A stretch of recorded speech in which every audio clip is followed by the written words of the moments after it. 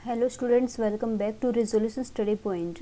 Today we are going to discuss a very important topic in enzymes chemistry, that is enzymes kinetic. और इसमें हम एक बहुत ज़्यादा इम्पोर्टेंट जो कर्व है, प्लॉट है, उसको डिस्कस करने वाले हैं, जो कि आपका क्या है, बूर्नवर्क प्लॉट. ओके, ये सब हम आगे डिस्कस करेंगे. तो फर्स्ट हम डिस्कस करते हैं एंजाइम काइनेटिक्स होता क्या है. एंजाइम काइनेटिक्स मतलब हमने ये तो देख लिया कि एंजाइम क्या करते हैं, किसी भी केमिकल रिएक्शन की रेट को इन्हांस करते हैं. अब कितनी अमाउंट में इन्हांस किया, ये सब हम कैसे फाइंड आउट करेंगे, रेट को फाइंड आउट करके. और रेट को फाइंड आउट करने के लिए हमें पढ़ना पड़ेगा enzyme kinetics. So the enzyme kinetics is quantitative measurement of the rates of enzyme catalysed reaction. Enzyme catalysed जो रिएक्शंस हैं उसका जो क्वांटिटेटिव मेजरमेंट है उसी को हम क्या बोलते हैं, enzyme kinetics. The systematic study of factors that affect this rate.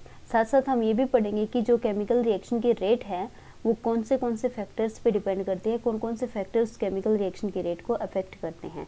So the enzyme kinetics began in 1902 when Adriana Brown reported an investigation of the rate of hydrolysis of sucrose as catalyzed by the yeast enzyme invertase. जब sucrose जो है था आपका, sucrose जो carbohydrate था, जब इसका hydrolyse किया गया यीस्ट एंजाइम के साथ, जो इन्वर्टेज का एग्जांपल है इसमें, इन्वरेटेज, ठीक है, तब क्या था, फर्स्टली जो एंजाइम काइनेटिक्स था ये स्टार्ट हुआ था.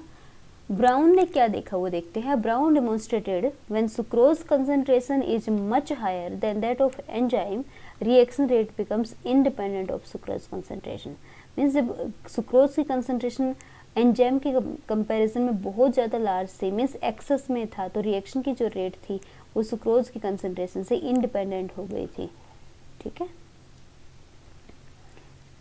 अब देखिए, अब ये सब देखने के बाद जो आपका ब्राउन नाम का जो साइंटिस्ट था उसने क्या प्रपोज किया वो देखते हैं. Overall reaction is composed of two elementary reactions in which the substrate forms a complex with the enzyme that subsequently decompose to product and enzyme. इसने ये बोला कि अगर हम ओवरऑल रिएक्शन की बात करें तो ये दो एलिमेंट्री रिएक्शंस होती हैं, इसमें वो दोनों की दोनों में सबस्ट्रेट एंजाइम के साथ कॉम्प्लेक्स बनाता है और जो डिकम्पोज होकर के आपको प्रोडक्ट देगा और एंजाइम देगा. किस टाइप से रिएक्शन होगी ये देखिए.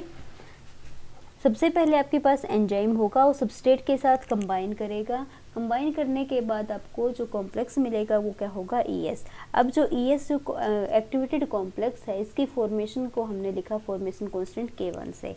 अब ये जो रिएक्शन है इक्विलिब्रियम में रहती है, तो ये बैक साइड जा सकते हैं, बैक साइड जाएगा जिसके लिए हमने रेट कांस्टेंट लिख दिया -K-1. ओके, नेक्स्ट, अगर आपका जो एक्टिवेटेड कॉम्प्लेक्स यहाँ पर जो एंजाइम सबस्ट्रेट कॉम्प्लेक्स बना है, ये इसका जब डिकम्पोजिशन होगा तो किस में कन्वर्ट होगा, ये प्रोडक्ट में, और इसके लिए रेट कांस्टेंट हमने लिखा है K2. तो ये दो डिफरेंट एलिमेंट्री रिएक्शंस यहाँ पर हैं, ES, ES, P.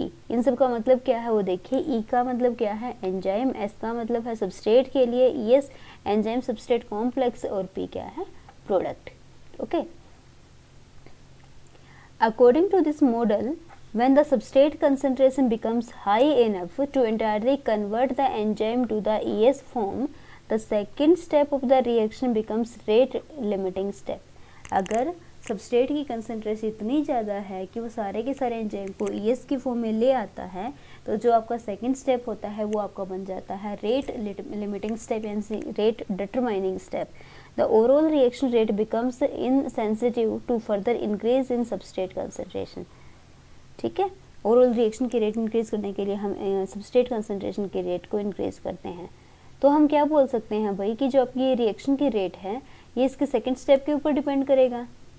इसके ऊपर डिपेंड करेगा कि जो रेट होगी आपकी वो K2 और ES की जो कंसंट्रेशन होगी इस पर डिपेंड करेगी.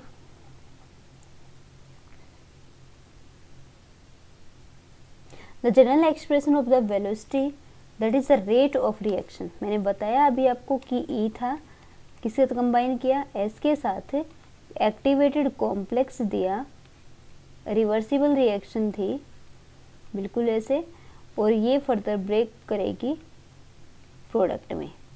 तो यहाँ पर प्रोडक्ट बना है वो उसकी रिएक्शन किस पर डिपेंड करती है, एक्टिवेटेड कॉम्प्लेक्स की कंसंट्रेशन पर। तो जो स्पीड होगी, रेट जो होगी वो क्या हो जाएगी, rate of formation of product equals to K2 into concentration of ES। This is your step number 1। The overall rate of the reaction.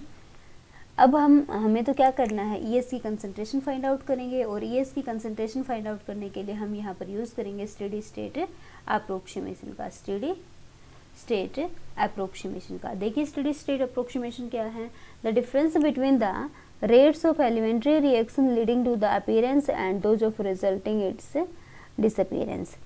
कि यहाँ पर आपको ES की कंसंट्रेशन फाइंड आउट करनी है, तो जिस भी कंपाउंड के अंदर ये ES डिसअपीयर होता है वो तो ले लेंगे पॉजिटिव, और जिसमें ES अपीयर होता है वो क्या हो जाएगी, नेगेटिव। तो फर्स्ट वाली रिएक्शन में ES अपीयर होता है तो क्या होगा आपका ये ES अपीयर होता है तो क्या हो जाएगा यहाँ पर पॉजिटिव। यहाँ पर ES डिकम्पोज होता है क्योंकि हमें तो ES की कंसंट्रेशन फाइंड आउट करनी है तो माइनस साइन, और यहाँ पर भी ES का कंजप्शन होता है तो माइनस साइन हो जाएगा, ठीक है। और अगर हम इक्विलिब्रियम की बात करें तो इक्विलिब्रियम के ऊपर जो अजम्पशन होती है उसको हम बोलते हैं माइकलिस मेंटन अप्रोच। देखते हैं, at this point an assumption is required to achieve an analytical solution.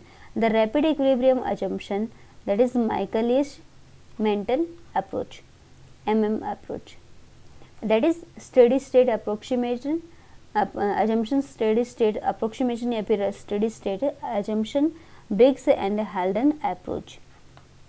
तो हमारे यहाँ पर जो मेन इंपॉर्टेंट टॉपिक है ये माइकलसन मेंटन अप्रोच है। माइकलसन मेंटन अप्रोच ये कहती है कि ये जो इक्विलिब्रियम है बिल्कुल रैपिड होती है, बहुत फास्टली रिएक्शन ऑकर हो जाती है। तो हम यहाँ पर ये बोल सकते हैं कि जो K1 जो कंसंट्रेशन है ES की वो K-1 ES के बराबर है, ठीक है। तो यहाँ पर जो रेट कांस्टेंट इक्विलिब्रियम जो रेट कांस्टेंट था इसको हमने बोला Km, ये क्या हो जाएगा, Km क्या हो जाएगा भाई, K की पावर -1 अपॉन K की power 1, K -1 upon K1 that is ES upon ES। अब देखिए जो E की कंसंट्रेशन रिएक्शन के बाद E कितना बचा हुआ है कि आपने इनिशियली एंजाइम कितना लिया था और कितना एंजाइम सबस्ट्रेट की फॉर्म में, कॉम्प्लेक्स की फॉर्म में आ चुका है। तो E की वैल्यू क्या होगी, E0 माइनस ES। अब E जो था इसकी वैल्यू यहाँ पर पुटअप हम करवा सकते हैं, ये हम ऑलरेडी डिस्कस कर चुके हैं। ES अपना हो जाएगा ES अपॉन Km।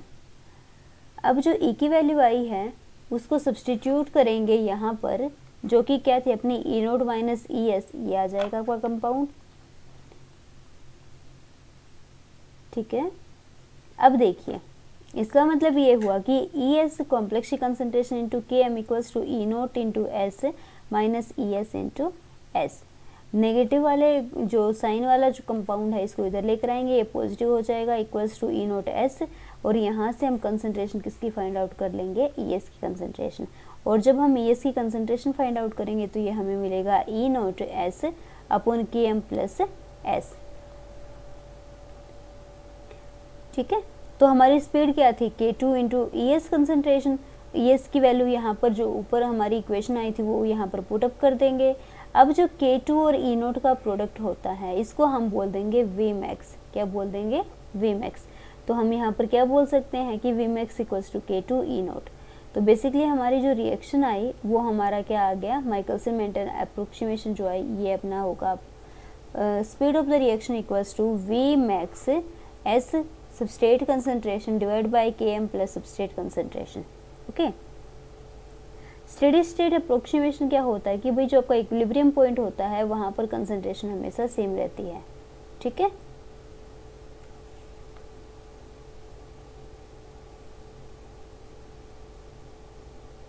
तो ये हमने डिस्कस किया Michaelis Menten approach for enzyme kinetics. इतना ही टॉपिक हमारे सिलेबस का पार्ट था, तो नेक्स्ट हमें यहाँ पर डिस्कस करने की ज़रूरत नहीं है, ओके।